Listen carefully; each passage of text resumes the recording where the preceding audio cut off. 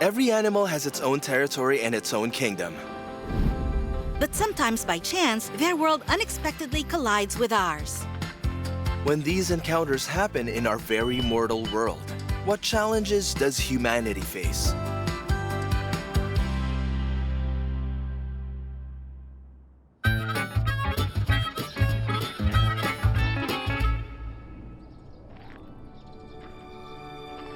First off, well, we might have to deal with some, complicated emotional entanglements. Oh no! Hey, don't get the wrong idea. I'm talking about that big bird. At Xining Wildlife Park in Qinghai, Deputy Director Qi Xinchang is photographing a Himalayan vulture. This could be a view of it feeding on an animal carcass. Ew!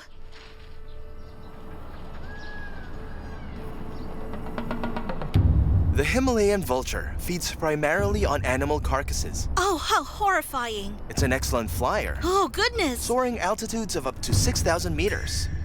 But sometimes it just likes to chill on the ground. Oh, man.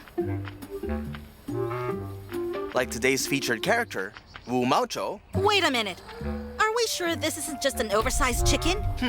Wu Maocho protests. Your question is nothing short of an insult to me. Sorry. You won't take me seriously if I don't show you some tricks. Its bravado doesn't last long. It's soon off chasing something fun. Hey, I don't have shoelaces. No, it's not up to you. It is up to me. Now what?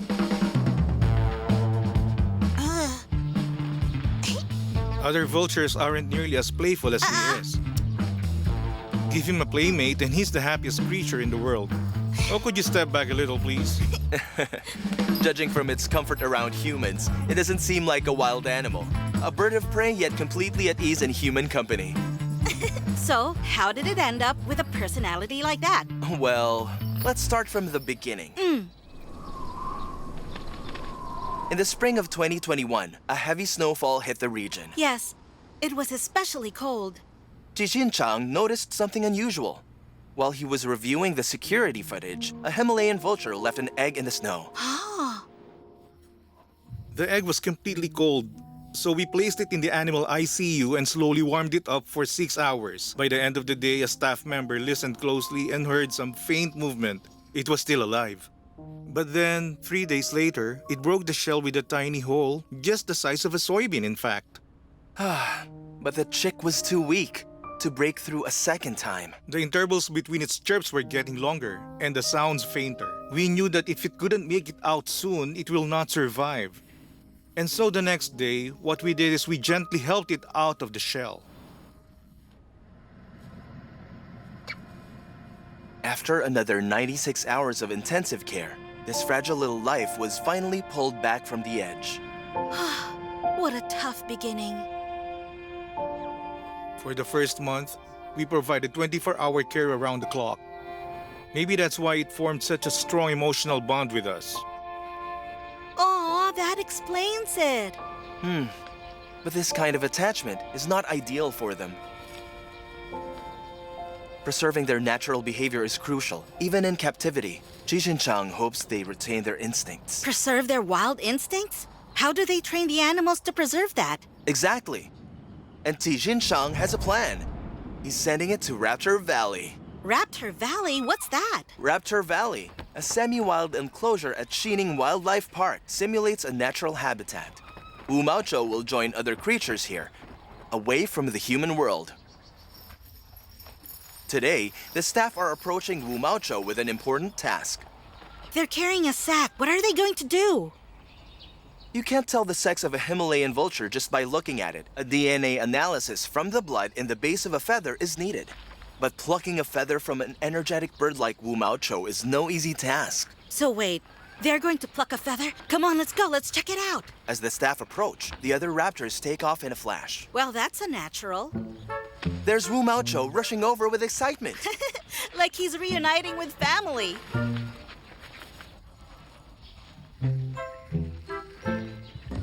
Just as Wu Maocho stretches his head forward, the staff seizes the moment. Oh, poor little guy.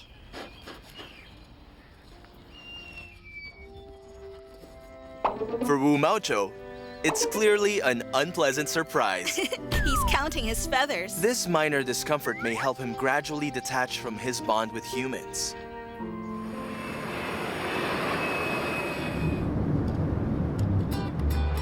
The plucked feathers are immediately sent to Beijing for testing. So is Wu Maocho a male or a female? A week later, the School of Life Sciences at Peking University reveals the answer. Let me guess. With all that mischief, it must be a mischievous male. These days, Wu Maocho is gradually adapting to life in Raptor Valley. Though he still prefers strolling on the ground, we believe that one day, he'll spread his wings and become a true Himalayan vulture.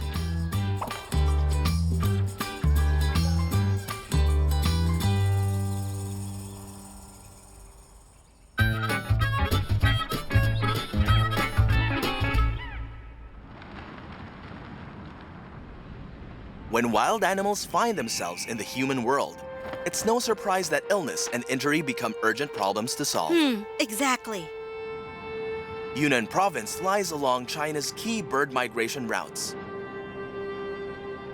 Every spring and autumn, flocks of birds pass overhead on long journeys. Beneath this aerial highway sits the Dali Falconer Education and Raptor Conservation Center, a clinic for birds of prey. Come on, let's take a look. Huh?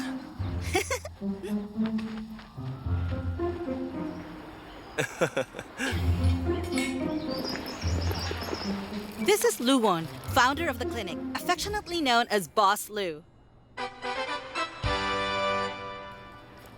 All right, next patient, please.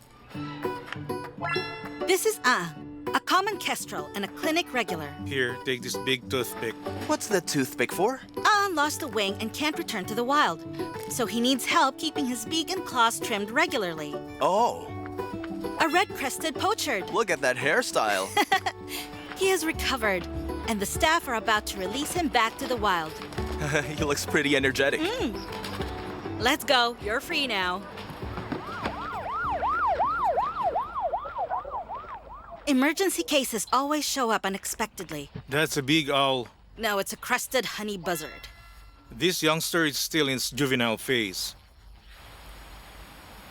Probably born last year. It's still a sub-adult. It seems to have run into trouble during its northward migration. Crested honey buzzards feed on bee larvae. Oh, he looks a bit nervous. Yeah. All right, go ahead and bite if you must. You're quite fierce, huh? Let's see what's going on with you. Lou has been shot.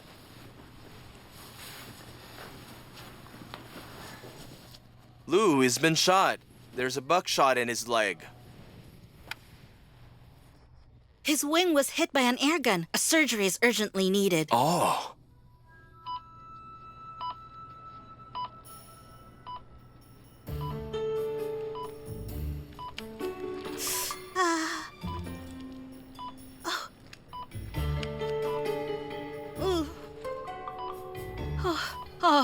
Thankfully, the surgery went smoothly. But surgery is just the beginning. Hang in there.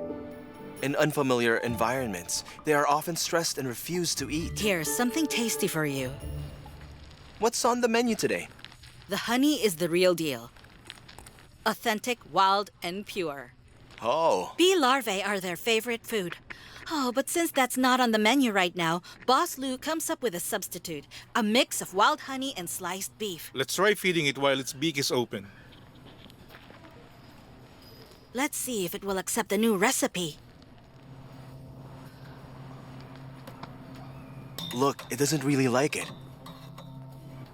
There you go. Wait, there it is. It finally yielded to the temptation of food. Hey, where's your pride as a bird of prey?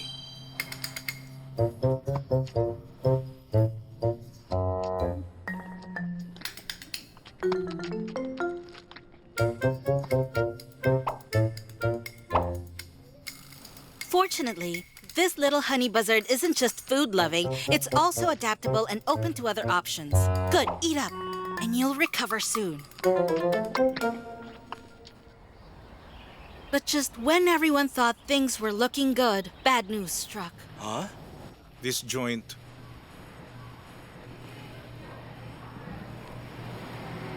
It's misaligned. Yes, it's misaligned. The bone is fine, but the joint isn't. It's done. I was really hoping you'd fly again. Oh, it's time to transfer you to long-term care.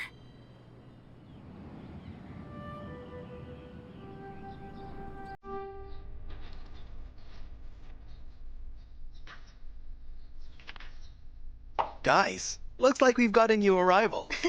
Yeah, good looking. Oh, it's just a kid. Handsome? Really? Oh, what are they talking about? Don't mind them. This little crested honey buzzard is officially named Goofy. Naming an animal often marks the start of a deeper bond between human and wildlife. Though Goofy can't return to the wild, consistent routine training is important and has helped it regain part of its flight ability.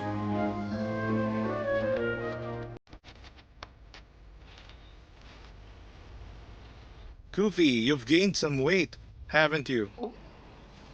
You're definitely chubbier now. With Luon's top-notch meals, who wouldn't? Goofy even gets his favorite treat from time to time. How could he not get fat?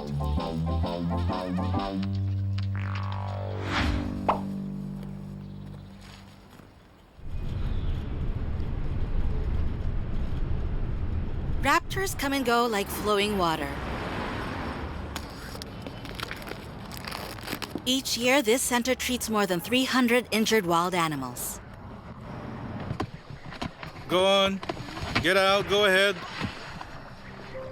It must feel amazing to help these wild animals. Luon must be a celebrity in the migratory bird world. I actually don't enjoy doing rescues. In fact, I hate it. What I truly want to do is species conservation and habitat protection. That's what I really care about. Rescue is the very last link in the chain of wildlife conservation. By the time that we are doing rescue work, it usually means that there were no other options left for us.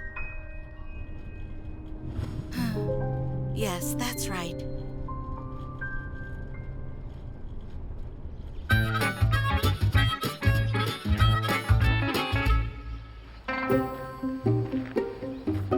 When wild animals grow up in the human world, education becomes a real challenge.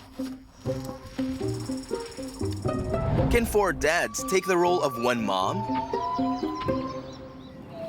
Let's head to the tropical rainforest of Xishuangpanna to meet a little elephant named Yangyo.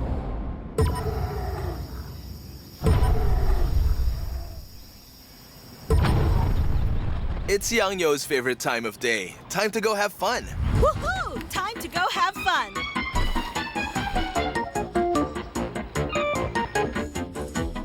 With the elevation under 1,000 meters, gentle slopes under 30 degrees, flat valleys, water sources with 100 meters, and lush vegetation and temperate forests, this area is an ideal habitat for wild Asian elephants. And it's also Yangyo's classroom. Uh-huh. Oh, what a mischievous little girl. April is the hottest month of the year in Xishuangpanna. And nothing makes Yangyo happier than a refreshing bath. By her side is her elephant dad, Wangpo. She has a lovely temperament. She's very playful. Yeah, we can tell.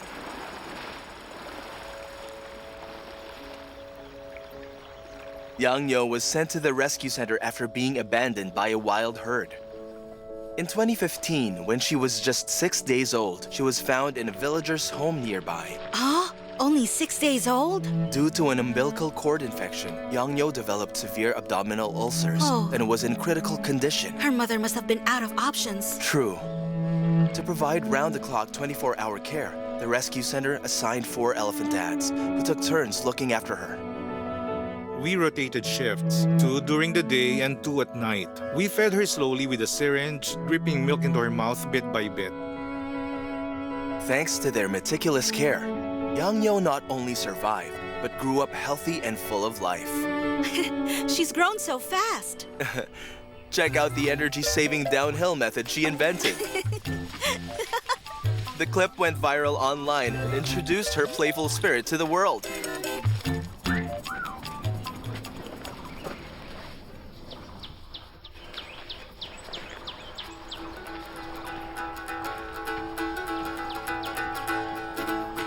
When we filmed her, she was already 8 years old, the perfect age for learning. Learning what? She needs to learn how to live like a wild Asian elephant. Ah. In the wild, young elephants learn by imitating their mothers, but without one, Yang-Yo depends entirely on her elephant dads. But how do you do that? Guangpo purposely looked for the plants most loved by wild elephants and feeds them to Yang-Yo. Oh. He introduces her to water play and mud baths, essential skills for elephants. Wow, this is what a joyful education really looks like. Yeah, through helping Yang-Yo retain as much of her natural instincts and wild behaviors as possible. The team hopes that one day she and others like her might return to the wild. Yes, what a dream to hold on to.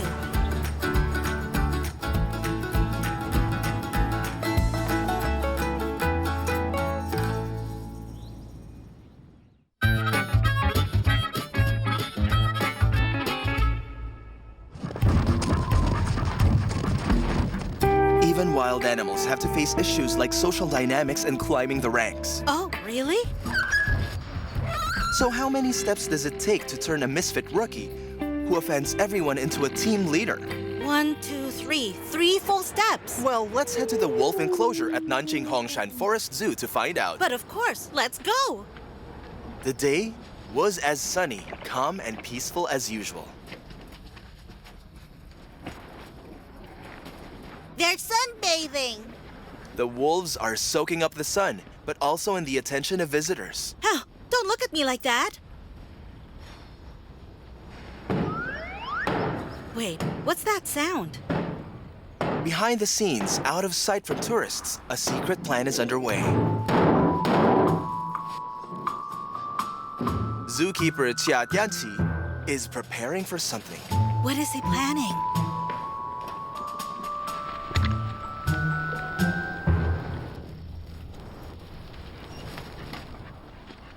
To improve the genetic diversity of the pack, the zoo plans to introduce a new alpha wolf.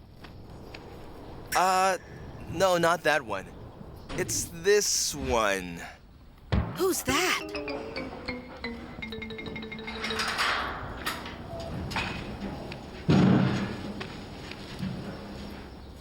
His name is Stanley. At the time of filming, he had already been at the zoo for 2 years.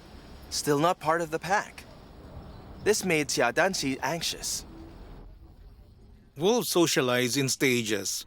First, they sniff each other's mouths and noses, then their bodies, and then their butts, and then finally, they take a few steps together.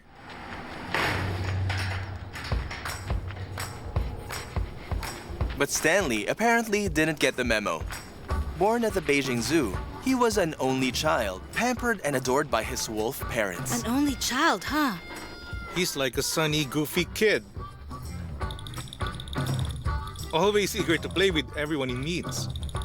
But his overly intrusive behavior sometimes makes the other wolves wary of him, so much so that they're scared of him.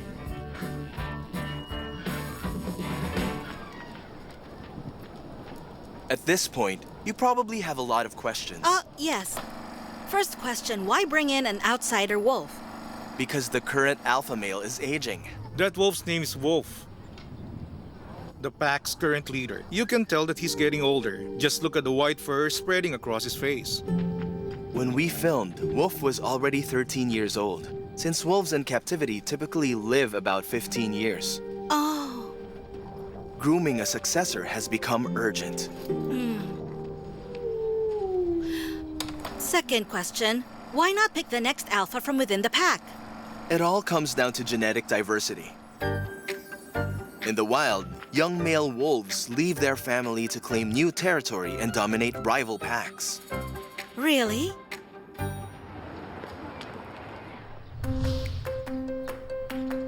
In zoos, that instinct must be managed by humans. I see.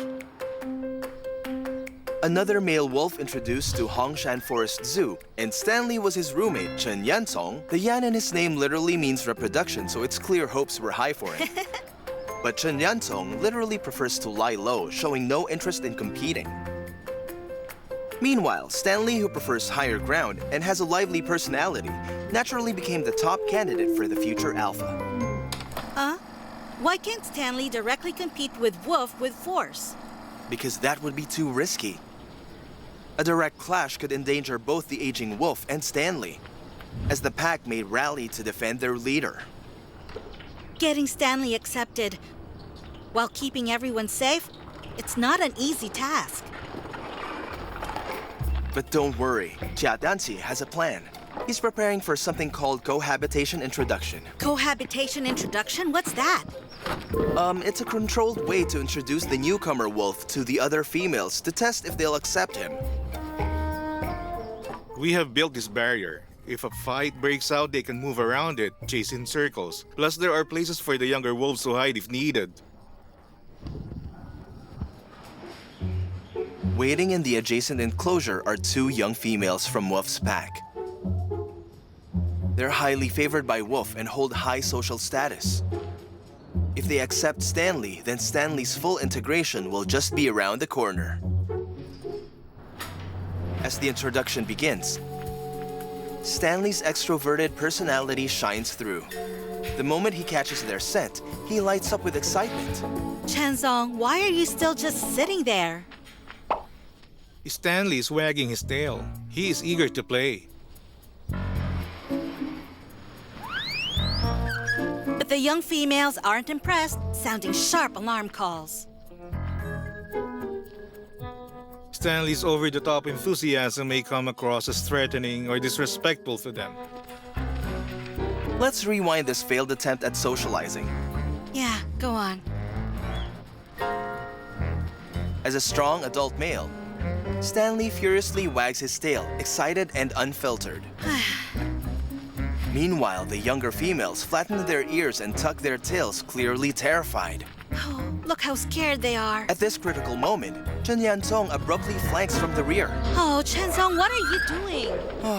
His surprise move completely irritates the young wolves. Stanley got bit. His ear is bleeding. The introduction attempt has failed. With poor social skills and a bad backup, Stanley ends up with a wound and a hard-earned lesson. After the failed encounter, Stanley seems a bit down. But setbacks like this are part of growing up. We are witnesses to his growth from an overeager and immature youngster into a somewhat more reliable adult. It's impressive. Stanley's road to becoming an alpha is still long and winding. But with Tia Danti by his side, we believe he'll one day fulfill that destiny. He definitely will.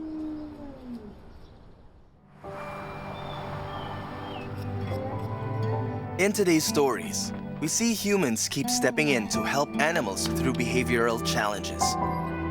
Healing from injuries, learning how to survive and thrive. Maybe as we care for them, we humans should also be grateful. We still have the ability to help and do better.